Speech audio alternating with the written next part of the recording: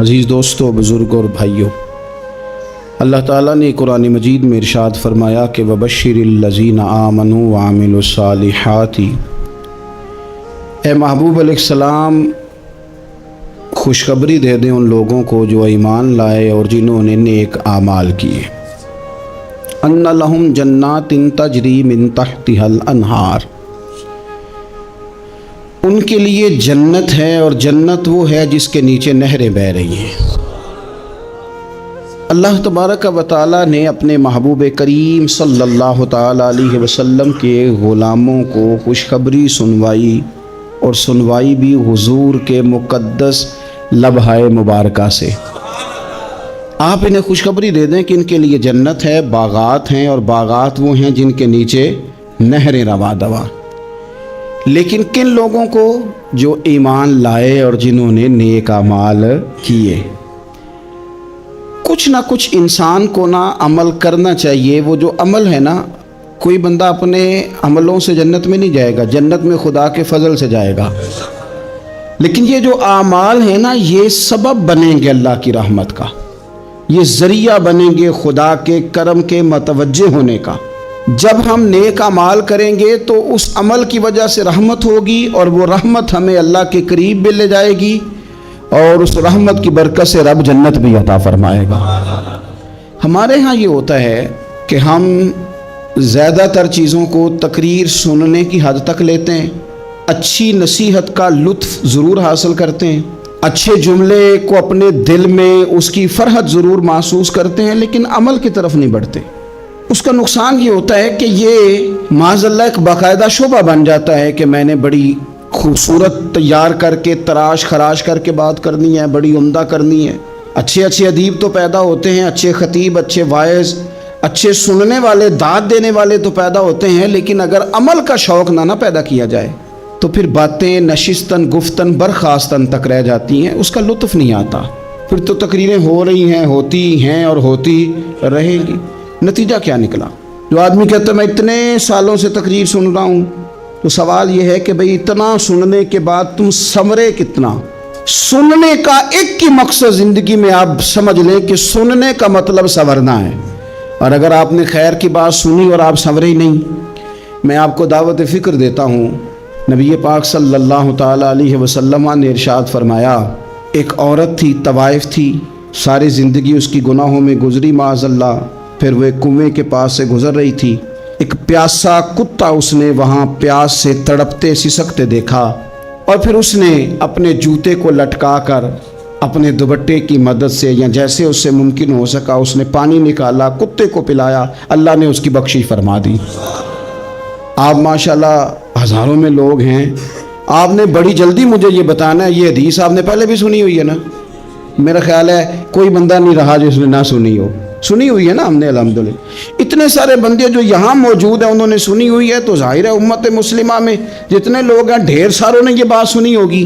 لیکن میرا سوال یہ ہے، میں سڑکوں پہ روڈوں پہ سفر کرتا ہوں، ہم نے یہ حدیث درجنوں بار سنی کہ طوائف نے کتے کو پانی پلایا تو اس کی بخشش ہو گئی، لیکن حال یہ ہے کہ سڑک پر کسی گاڑی سے ٹکرا کر اگر کوئی کتا مر جاتا ہے، اب مر ہی گیا ہے، گاڑی والا، موٹر سائیکل والا، پجارو والا، بس والا کوئی اتنی جرت نہیں کرتا کہ لکڑی کے ساتھ، رسی کے ساتھ ہی پکڑ کے اسے سائیڈ پہ کر دے۔ اس سڑک پہ مرا ہوا پڑا رہتا ہے، یہاں تک کہ گاڑیوں کے ٹائروں کے ساتھ اس کا گوشت لگ لگ کے سڑک صاف ہوتی ہے۔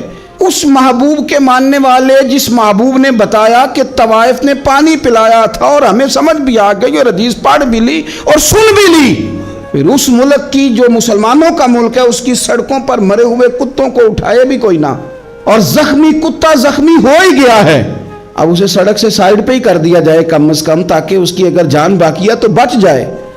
تو پھر مجھے بتاؤ نا میرے دوستو، ہم نے کس لیے تقریریں سنی ہیں، کس لیے خطبے سنے ہیں؟ واعظ و نصیحت کی مجالس کا مطلب ہم نے کیا سمجھا ہوا ہے؟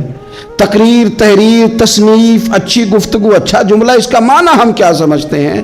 تو آج جو خوبصورت گھڑیاں شب برات کی صورت میں ہمیں نصیب ہونے جا رہی ہیں، اس سے پہلے اپنے دل میں یہ ارادہ کرو کہ رب کریم نے ہمیں جتنا دین کا فہم دیا ہے، سمجھ دی ہے، علم دیا ہے، ہم ارادہ کرتے ہیں اب ہم صرف سنیں گے نہیں، پڑھیں گے نہیں، صرف بیان ہی نہیں کریں گے، ہم عمل بھی کریں گے۔ کوئی تھوڑا سا نا عمل کا رستہ بھی تو میرے عزیز ہونا چاہیے۔ اب مطلب بہت ساری جگہوں پہ جانے کا موقع ملتا ہے تو لوگ کہتے ہیں پیر صاحب ناراض نہ ہونا، ہم نے بڑا بندوبست کیا ہوا ہے، تقریر ذرا نہ 1.25 گھنٹہ کرنا۔ تو میں کہتا ہوں مثلاً آپ مجھے بتائیں نا 1.25 گھنٹہ تقریر کرا کے آپ نے کیا کرنا ہے؟ اگر تو آپ نے اس لیے بلایا ہے کہ جناب ایک بات سنیں گے، ایک واعظ ہوگا، سر دھنیں گے، تو وہ تو مجھے آتا ہی نہیں۔ تو میں تو مختصر بات کروں گا اور اتنی کروں گا جس کی ضرورت محسوس کروں گا۔ لمبی چوڑی تقریروں کا کیا مطلب ہے؟ ہم کیا چاہتے ہیں سوائے اس کے کہ جناب بات بڑی اچھی کانوں کو لگ رہی ہے، مزہ بڑا آ رہا ہے، تو آپ نے لیا کیا؟ نتیجہ کیا نکلا؟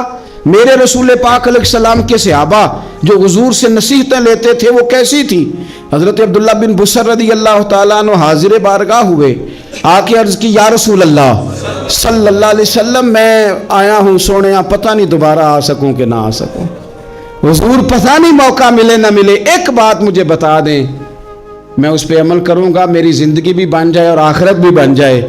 تو کریم محبوب نے فرمایا عبداللہ زبان کو خشک نہ ہونے دینا، اس کو تر رکھنا۔ تر حضور کس چیز سے؟ فرمایا اللہ کے ذکر سے تر رکھنا، زبان اللہ کے ذکر سے تر رہے، ہر وقت رب کی یاد رہے، تیری دنیا بھی بن جائے گی اور آخرت بھی بن جائے گی۔ تو میرے عزیز اپنی زندگی کے اندر اب ہم نے عمل کرنا ہے۔ او جناب کمال پھر یہ ہے کہ جب واعظ سننے کا شوق بڑھ جاتا ہے، تقریر سننے کا شوق بڑھ جاتا ہے، سننے سنانے کا خالی مزاج ہو جاتا ہے، پھر بندہ ڈھونڈتا پھرتا ہے کہ نئی سے نئی چیز کہاں ملتی، انوکھی سے انوکھی چیز کہاں ملتی، انفرادی سے انفرادی بات۔ میرے بھائی آپ ضرور سنیں، ضرور سنیں، مومن کی گمشدہ میراث ہے، حکمت جہاں سے ملے لیں، لیکن عمل کرنے کے لیے لیں، عمل کرنے کے لیے۔ اب میرا دل کرتا ہے اب ہماری چپ سے بھی لوگ سبق سیکھیں۔ حضرت باجزید بستامی فرمایا کرتے تھے جس نے ہماری چپ سے کچھ نہیں سیکھا اس نے ہماری تقریر سے کیا سیکھنا ہے۔ اب تھوڑا سا نا اشاروں کی بولی بھی سمجھیں، اب تھوڑا سا یہ بھی ہو کہ بس بات پوری ہونے نہ پائے اور انسان کی رغبت عمل کی طرف بڑھ جائے، یہ مزاج ہمیں دیا ہے۔ اب تو بھائی آ جائیں آپ، صبح بھی تقریر کر دیں، دوپہر کو بھی تقریر کر دیں، شام کو بھی تقریر کر دیں، تو پھر یہ بھی ہوتا ہے کہ جناب وہ بیان آپ نے جو سنایا تھا نا وہ ذرا دوبارہ سنا دیں۔ تو میں کہتا ہوں پہلے سننے پر عمل ہو گیا تو نہ کریں۔ اب ہمیں تھوڑی باتیں سیکھ کر ان پر عمل کرنا ہے اور آگے بڑھنا ہے۔ بڑی سادی بات میرے ابا جی بتایا کرتے تھے، والد صاحب کہتے ہیں کہ ایک دیہاتی بندہ نہ چلا گیا وہ کسی مولوی صاحب کی تقریر سننے، تو اس زمانے میں آپ کو پتہ ہے یہ واش روم کا مروجہ نظام نہیں ہوتا تھا، تو لوگ کھیتوں میں دوسری جگہوں پہ پیشاب کے لیے جاتے تھے۔ تو مولانا نے ایک احتیاط بیان کی، وہ کہنے لگے کہ پیشاب سخت جگہ پہ نہ کرو زمین پہ بیٹھ کر، ورنہ پیشاب کے چھینٹے اڑیں گے، کپڑوں پہ پڑیں گے، اور حدیث میں سخت حکم ہے اس مسئلے۔ تو کوئی نرم جگہ ہو ایسی جہاں پیشاب کریں چھینٹے نہ اڑیں۔ وہ بندہ عمل کرنے والا تھا نا، اس نے میری تقریر سن کے سر دھن کے جانا نہیں تھا، اس نے اتنی ساری ریت لے لی، کپڑے میں باندھ لی، اور وہ اس نے کندھے پہ رکھی ہوئی ہے، جہاں پیشاب کا وقت آتا پہلے ریت بچھاتا، پھر پیشاب کرتا تاکہ میرے کپڑوں پہ نہ پڑے۔ ایک صاحب نے اسے کہا کوئی ہفتے بعد چلو بیان سننے چلیں، تو کہنے لگا میں پہلے پہ عمل کر لوں یہی بڑا ہے، میں نے تو اتنی ساری ریت کندھا تھک گیا ہے میرا اس دن سے اٹھائی ہے، تو میں نہیں چاہتا کہ نہیں بھی سنوں تو کسی اور جگہ میں یہ تفریح تباہ کے لیے بات کو نہ سمجھیں۔ اس سادے آدمی نے جو ہمیں سمجھایا مجھے اور آپ کو، اس پر غور کرے کہ کل بھی سنا تھا، پرسوں بھی سنا تھا، پیر صاحب نے ترسوں بھی کہا تھا، شیخ نے پرسوں بھی کہا تھا، پچھلے ہفتے بھی کہا تھا، تو نے اگر شیخ کی بھی نہیں سنی، استاد کی بھی نہیں سنی، پیر کی بھی نہیں سنی، اور اس دور کے پیر جو صحیح کام کرنے والے ہیں، استاد جو صحیح کام کرنے مجبور ہو گئے ہیں بیچارے، کہتے ہیں کس کی تربیت کریں، کس درد سے کہا تھا حضرت سلطان باؤ نے، وہ کہتے ہیں اور رب دا طالب کوئی بھی نہیں ملیا، اتے جو ملے ہے طالب زردہ ہو۔ یہ تو آئے ہیں کاروبار سیدھا کرنے، فوٹو کھچوانے، فلاں کام کے لیے، یہ تو وہ جو ہم دینا چاہتے ہیں اس کا تو مزاج ہی نہیں۔ پہلے بھی میں نے کہا تھا، پھر کہتا ہوں مجھے شوق نہیں ہے، خدا مجھے معاف کر دے اس دن سے پہلے جس دن یہ شوق ہو کہ میں سویرے جاؤں گا تو نوٹ لاؤں گا، تو شام جاؤں گا تو نوٹ لاؤں گا۔ یہ شوق نہیں ہے، طبیعت نہیں ہے، من نہیں چاہتا۔ لیکن یہ کہ یہاں بھی آ جائیں خطاب کر دیں یہاں پہ، او خدا کے بندو ہم کہاں اس قابل ہیں ہم خطاب کریں؟ ہم نے تو نا جی ایک اذان دینی شروع کی ہوئی، صبح و شام ایک اذان پڑھتے ہیں، ہے یہ پیغام حضرت احمد رضا کہ بارگاہ نبی کے رہو با وفا۔ ہم تو کہتے ہیں ادھر آ جاؤ، ٹھوکریں کھاتے پھرو گے ان کے در پہ آ پڑو، قافلہ تو اے رضا اول گیا آخر گیا۔ ہم تو کہتے ہیں ادھر آؤ، اللہ رسول کی بارگاہ کی طرف رجوع کرو۔ اور وہ ایک جملے پہ اگر تو عمل ہو گیا، پیار سے باتیں کرتا رہتا ہوں، سب کے ساتھ نہیں کرتا، جس کا مجھے پتا ہو کہ یہ تھوڑا سہ لے گا۔ ایک دوست نے مجھے کہا کہ میں تو آتا ہوں تو مجھے علاقے کے لوگ کہتے ہیں ان کو بلاؤ، تو میں کہتا ہوں پورا عمل کرنا میری غلط ہے، تو پھر میں باقیوں کو بھی لگا جاؤں گا۔ تو اگر تیرا ہی عمل نہیں ہو سکا تو باقیوں کو میں نے جا کے کیا سمجھانا ہے؟ تو ایک تو آج کی جو رات ہے، اس سے پہلے اپنے اعمال کی طرف میں اکثر کہتا رہتا ہوں کہ شب برات پہ ہر مسجد سے زور زور سے رونے کی آواز آنی بھی چاہیے۔ شب قدر پہ آتی ہے، عمرے پہ جاتے وقت لوگ معافیاں مانگتے ہیں، حج پہ جاتے وقت، اور کروڑوں لوگ یہ کام کرتے ہیں سال میں۔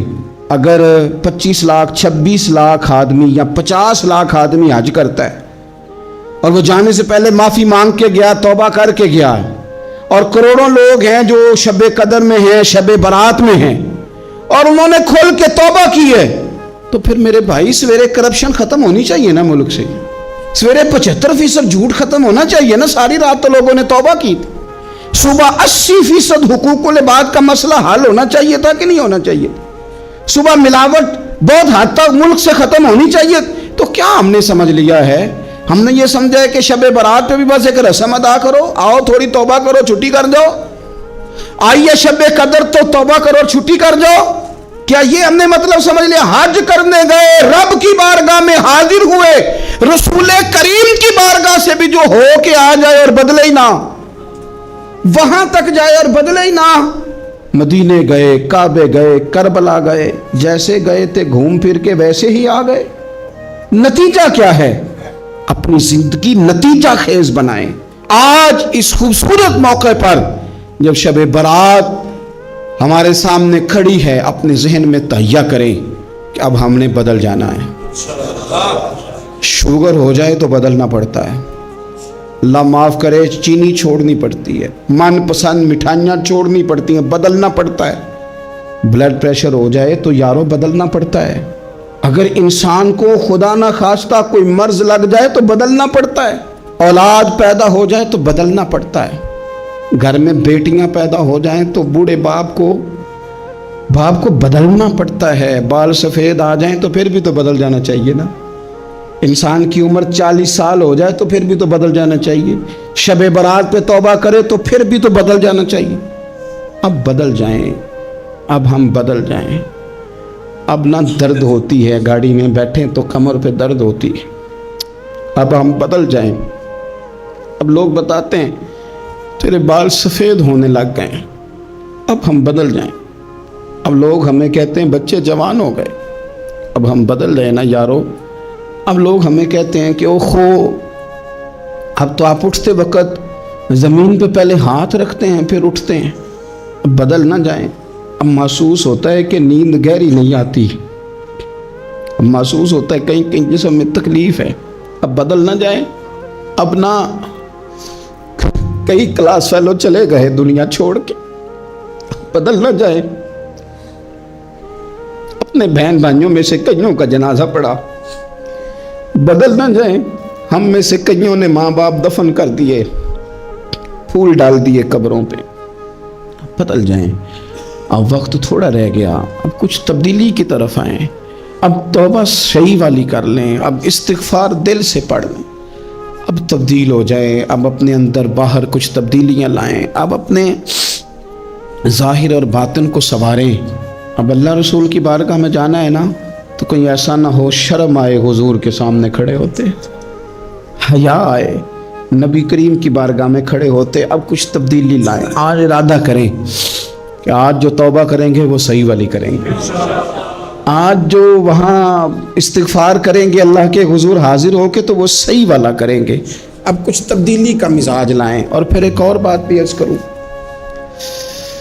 ہمارے ذاتی تعلقات سارے دھوکہ ہیں، ہماری جیبوں میں مال سارا دھوکہ ہے، ہمارے بلند و باغ دعوے سارے دھوکہ ہیں، ہمارے بڑے بڑے رتبے سارے دھوکہ ہیں۔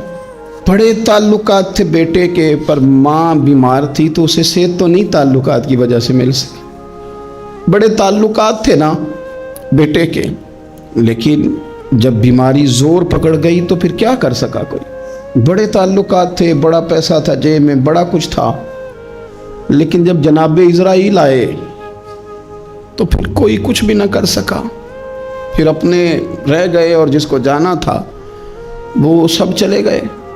تو یہ جتنی چیزیں ہیں نا، یہ کچھ نہیں ہیں، یہ دھوکہ ہے۔ سچ صرف اللہ رسول کی ذات ہے، حقیقت صرف دین ہے، اصل صرف وہ بارگاہیں ہیں۔ دھوکے میں نہ زندہ رہو، چھوڑ دو یہ بات کرنی کہ بڑے تعلقات ہیں، چھوڑ دو یہ بات کرنی کہ بڑا پیسہ ہے، چھوڑ دو یہ بات کرنی کہ برادری قبیلے علاقے میں بڑا، اور کچھ بھی نہیں ہے۔ کل من علیہ فان، ہوئے نامور بے نشاں کیسے کیسے۔ دیکھو زمین کھا گئی، نوجوان کیسے کیسے۔ میں مولانا نورانی کی قبر پہ کھڑا تھا تو میں کہہ رہا تھا مقدور ہو تو خاک سے پوچھوں کہ اے لئیم تو نے وہ گنج ہائے گرا مایا کیا کیے؟ اتنے بڑے لوگ تو لے گئی، اتنے بڑے لوگ قبروں میں کدھر گئے؟ سلطان محمود غزنوی کہاں ہیں؟ شہاب الدین غوری کہاں ہیں؟ وہ لوگ جو میدانوں میں آ کے صرف ان کا نام لیا جاتا تھا تو دنیا کانپ جاتی تھی، وہ کہاں گئے؟ اٹھ گئے سب لوگ، چلے گئے، ختم ہو گیا معاملہ۔ وقت اب ہماری طرف بڑھ رہا ہے، اب تیزی ہے، اب پیغام اجل آیا، کئی ہمارے ارد گرد سے اٹھا کے لے گیا، اب ہمیں بھی تو واپس لوٹنا ہے نا، تو کچھ تیاری کر لیں، کچھ ارادہ کر لیں۔ اور بارگاہ رب رسول کی اس طرح کی ہے کہ بس جانے کی دیر ہے، بس صرف جانے کی دیر ہے، صرف جانے کی۔ اور اللہ رسول کی بارگاہ دوستو وہ والی ہے کہ جہاں نا زیادہ منت بھی نہیں کرنی پڑتی۔ وہ جو 4-5 لوگ تھے نا مکہ مکرمہ میں، انہوں نے بہت ہی اسلام کی مخالفت کی حد کر دی تھی، ان کے لیے حکم ہوا تھا جہاں ملے قتل کر دو۔ اکرمہ تھے، ابن قتل تھے، کچھ اور لوگ تھے، تو پتہ ہے ان کو کسی نے مشورہ کیا دیا تھا؟ کسی کافر نے مشورہ دیا، پر پتہ صلاح کیا دی تھی؟ اس نے کہا تھا تم نے بڑی زیادتیاں کی ہیں، بڑے بے ادب ہو، کسی صحابی کے قابو نہ آنا، مار دیے جاؤ گے، اپنی خطاؤں کے سبب سے تم مار دیے جاؤ گے، لیکن اگر کسی طریقے چھپتے چھپاتے رسول پاک کی بارگاہ میں پہنچ جاؤ نا، اگر وہاں کسی طریقے چلے جاؤ۔ انہوں نے پوچھا معافی کیسے مانگیں گے، منہ کیسے دکھائیں گے، ہم نے اتنے ظلم کیے، اتنی زیادتیاں کی، کیسے معافی مانگیں گے؟ تو کہنے والے نے کہا کہ نہیں کچھ نہیں، تم بس کہہ دینا ہم آ گئے، اس سے زیادہ تو بات ہی کوئی نہیں، اتنا ہی تو صرف کہنا ہے آ گئے، اور نہ آتے تو جاتے بھی کہتے، بس تم اتنا کہہ دینا ان العبد اذا اعترف ثم تاب تاب اللہ علیہ۔ نبی کریم علیہ السلام نے فرمایا بندہ جب آ کے کہتا ہے نا یا اللہ میں بھول گیا تھا، غلطی ہو گئی، ان العبد اذا اعترف، مان جو گیا ہوں، غلطی ہو گئی، جب کہتا ہے نا میں بھول گیا، ثم تاب، پھر وہ توبہ کرتا، تاب اللہ علیہ، اللہ دیر کرتا ہی نہیں، فوراً توبہ کو قبول فرما لیتا۔ ہمارے ہاں نا کچھ لوگ تو تباً سخت ہیں، اللہ معاف فرمائے، اور کچھ رد عمل کے طور پر سخت ہو گئے، کچھ باتیں دلوں میں بیٹھ گئی ہیں جنہوں نے طبیعتوں کو سخت کر دیا ہے۔ کبھی کہیں آپ بہو سے کہ چلو بوڑھی ساس سے اگر کبھی کو بات سخت نکل گئی ہے تو معاف کر دے، وہ تیار نہیں ہوتی، وہ کہتی ہے تمہیں پتہ نہیں میرے ساتھ کیا کچھ ہوا۔ کبھی ساس سے کہا جائے نا چلو بھول گئی تھی بچی تو آپ درگزر کر دیں، تو کہتے تمہیں پتہ نہیں میرے اندر سختی کتنی آ گئی ہے، دکھ کتنے بیٹھ گئے۔ ہم نا طبیعتوں میں سختی کر بیٹھے، ہمارے دل دھڑکتے ضرور ہیں لیکن صرف اپنے بچوں کے لیے، ہمارے سینوں میں درد اٹھتا ضرور ہے لیکن صرف اپنوں کے لیے۔ ہم نے نا 2 4 5 6 باتیں جمع کر کے ان پر پورا ذہن بنا کے سخت ہو گئے ہیں، طبیعتیں سخت ہیں، دل سخت ہیں۔ میرے نبی پاک صلی اللہ تعالی علیہ وسلم نے فرمایا، یہ حدیث مسلم شریف میں موجود ہے، فرمایا جنت میں وہ لوگ داخل کیے جائیں گے جن کے دل چڑیوں کی طرح نرم ہیں، نرم دل کے لوگ، معاف کر دینے والے، جلدی مان جانے والے۔ ایک صاحب تھے अपने भाई से नाराज़ हो गए और उन्होंने रिश्ते से इनकार कर दिया। पहले उनके बेटे की वहीं पे निस्बत थी, इनकार कर दिया। तो कई लोगों ने उनसे कहा, मैंने भी कहा, तो वो कहने लगे पीर साहब इज़्ज़त बड़ी करता हूँ आपकी, लेकिन मैं मर्द हूँ, एक दफ़ा ना कर दूँ तो फिर हाँ नहीं किया करता। तो मैंने उस साहब से कहा, मैंने कहा यूँ ना कर, अगर सुबह क़यामत तेरे बारे में कोई सख्त फ़ैसला आ जाए और रब को मनाना हो किसी मकाम पर तो तू क्या कहेगा? बहाने बना बना के हम सख्त हो गए, दिल इतने सख्त पत्थर कर लिए, मैं फलां होता हूँ जी, मैं नहीं दोबारा किसी की सुनता। और खुदा के बंदो, मेरे नबी पाक अलैहिस्सलाम ने फरमाया, मोमिन तो इस तरह होता है जिस तरह ऊँट के नाक में नकेल होती है, बिठा दो तो बैठ गया, उठ जाओ तो उठ गया। और हुजूर ने फरमाया, वो लोग जो बहुत बद इखलाक हैं, झगड़ालू हैं, फसादी हैं, सख्त दिल हैं, वो लोग जन्नत में नहीं जाएंगे। जो झगड़े करते फिरते हैं, झगड़ालू लोग हैं। अजीज दोस्तों, अपनी जिंदगी के अंदर तबीयत में नरमी, अगर तबीयत नरम हो गई ना जी, मिजाज में नरमी आ गई, तो फिर आप महसूस करेंगे कि आप माफ़ करते भी जल्दी हैं और माफ़ी देते भी जल्दी हैं। फिर आपके ताल्लुकात बचेंगे, आपकी निस्बतें बचेंगी, आपके बहुत सारे रिश्तों में कुर्बत आएगी, टूटेंगे नहीं। एक तो दिल नरम करें, किसी शख्स के बारे में दिल में कोई बात है तो उसे माफ़ करें और माफ़ी दें। कुछ लोग बिल्कुल ठीक ठाक होते हैं, कोई नाराज़गी नहीं होती, लेकिन आपने बच्ची की शादी का कार्ड दिया नहीं तो फौरन नाराज़ हो जाते हैं। और फिर आप समझा रहे हैं, कायल कर रहे हैं, वो तैयार ही नहीं है कायल होने को।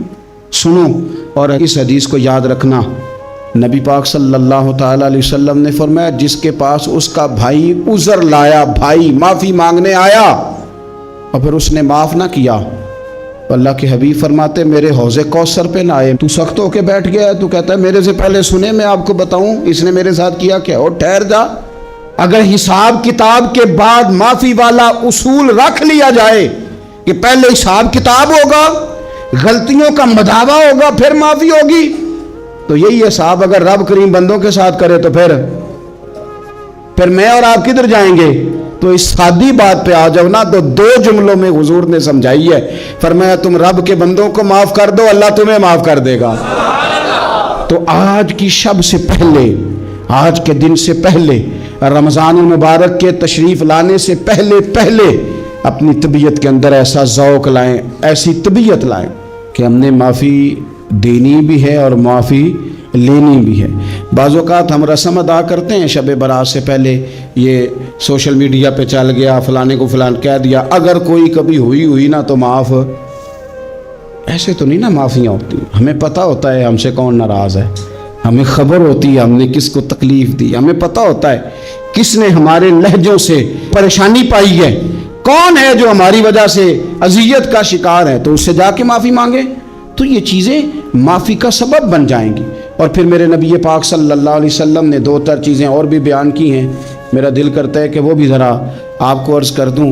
हुज़ूर सैयद आलम अलैहिस्सलाम ने ना जन्नत में ले जाने वाले जब आमाल बयान किए, तो हुज़ूर अलैहिस्सलाम ने फरमाया कि एक तो ज़कात सही अदा करना, शिरक से बचना, तौहीद पे कायम रहना, और ज़कात ठीक अदा करना, और अपने रिश्तेदारों से अच्छा सलूक करना, जन्नत में दाखिल हो जाओगे। ये जो हमारे ज़्यादा करीबी लोग होते हैं ना, इनका हक़ भी शरीयत ने ज़्यादा रखा है, और ये बाज़ों का तकलीफ़ भी ज़्यादा देते हैं।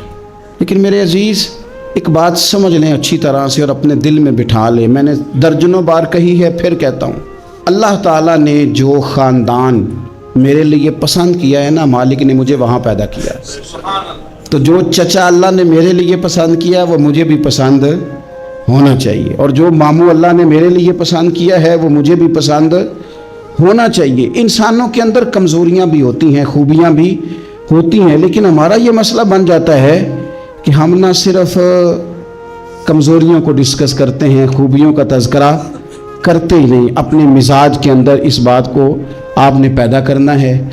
आज एक और इरादा भी करें, एक और अपने जहन के अंदर बात भी ज़्यादा शौक़ के साथ पैदा करें।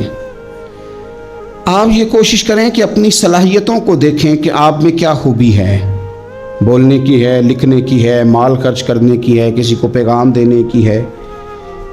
مسجد نبوی شریف میں ایک بی بی صرف جھاڑو خالی دیتی تھی، بیمار ہو گئی تو سرکار تیمارداری کرنے گئے اور صحابہ نے حضور کو اطلاع دیے بغیر تدفین کر دی، جنازہ پڑھا دیا، تو حضور نے قبر پہ کھڑے ہو کے دوبارہ جنازہ پڑھایا۔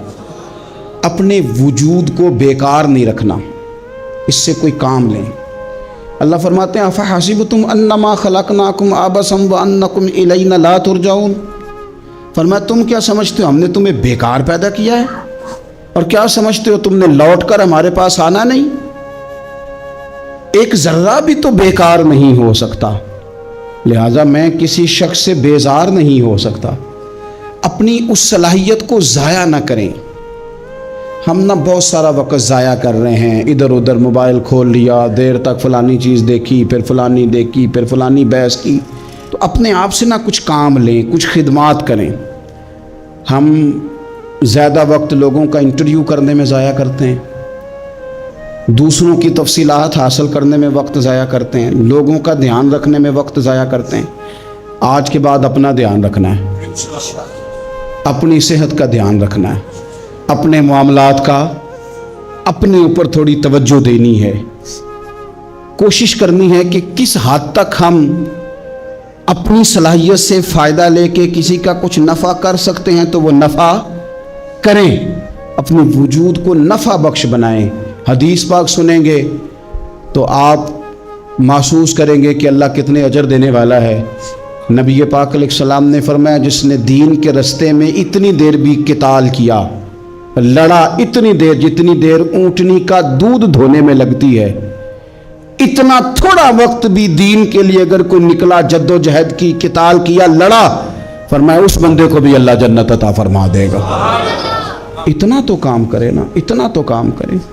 اور حضور علیہ السلام نے رغبت دلائی، یعنی جتنا بھی عمل، حضور فرمانے لگے کسی عمل کو چھوٹا نہ سمجھنا، کچھ نہ ہو سکے تو اپنے بھائی سے مسکرا کے میلی لینا، اللہ اس پر بھی صدقے کا ثواب عطا کر دے گا۔ اور نبی پاک علیہ السلام نے فرمایا دوزخ سے بچ جاؤ صدقہ دے کے۔ خیال آتا تھا یا رسول اللہ کتنا کو دیں؟ تو فرمایا خشک کھجور کا ایک ٹکڑا، یعنی پوری کھجور بھی نہیں، خشک کھجور کا ایک ٹکڑا بھی خیرات کر کے بچ سکتے ہو تو وہ کر کے ہی صدقہ دے کے اللہ کے عذاب سے بچ جاؤ۔ معنی کیا ہے ان ساری روایتوں کا کہ کچھ کرو تو صحیح نا، کچھ کرو تو صحیح نا۔ ہمارے ایک بزرگ تھے تو کرونا کے دنوں میں انہوں نے ایک جملہ کہا، کہنے لگے یہ کرونا پتہ تمہیں کیا کہنے آیا ہے؟ کہنے آیا ہے کہ بیماریاں آ رہی ہیں، حالات خراب ہیں، یہ کرونا نہیں، یہ کہتا ہے کچھ کرو نا، کچھ اللہ اللہ کرو نا، فارغ نہ بیٹھو، دیکھو کیسے لوگ ڈھیروں کے ڈھیروں اب جا رہے ہیں۔ اب کچھ کرنا ہے انشاءاللہ تعالی، اب کچھ وقت ضائع نہیں کرنا، اور زندگی میں کچھ، میں کہہ چکا ہوں کہ ایک بندے کو بھی اللہ نے بیکار نہیں پیدا کیا، ہم نے خود اپنے آپ کو بیکار کر لیا۔ اپنے آپ کو بیکار نہ کریں۔ جب رب کہتا فحسبتم انما خلقناکم عبث، کیا تم سمجھتے ہو میں نے تمہیں بیکار پیدا کیے؟ آپ لوگ بڑے کام کے ہیں، بس اپنے آپ کو پہچانے۔ اقبال کہنے لگے عجب نہیں کہ خدا تک تیری رسائی ہو، اور تیری نظر سے تو پوشیدہ ہے آدمی کا مقام۔ تو بندے کوئی نہیں سمجھ سکا تو وہاں تک تو کیسے جائے گا؟ اپنے آپ کو پہچانے۔ یہ جو کہتے ہیں نا مجھ سے کچھ بھی نہیں ہوتا، ناراض تو نہیں ہو جائیں گے؟ یہ کچھ کرنا نہیں چاہتے، یہ صرف ادھر ادھر دھیان رکھ کے ایک فوٹو چڑھا کے ادھر بھاگ ادھر اپنے نفس کو راضی کرتے ہیں۔ نفس بس کہہ رہا ہے آج یہ کر لو تو وہ کر لیا، ادھر دیکھ لو تو ادھر دیکھ لو۔ اس سے نکلیں، مثبت، مضبوط، مستحکم ارادے کریں اور پھر چل نکلیں۔ لڑنا شرط ہوتا ہے، جیتنا شرط نہیں ہوتا۔ تاریخ یہ نہیں دیکھتی کہ جیتا کون کون، تاریخ یہ دیکھتی ہے کہ لڑا کون کون، میدان میں کون کون رہا۔ اللہ بدر میں کامیابیاں دیتا ہے، احد میں کئی دفعہ کہتا ہے واپس پلٹو، خندق آئے گی تو پھر کامیابیاں مل جائیں گی، خیبر آئے گا تو پھر کامیابیاں مل جائیں گی۔ تو اس لیے ہمیشہ جیتنا ہی ضروری نہیں، لڑنا ضروری ہے۔ ہمت کریں، کوشش کریں۔ اللہ تعالیٰ آپ سب کو جزائے خیر عطا فرمائے۔ آخر دعوانا ان الحمد للہ رب العالمین۔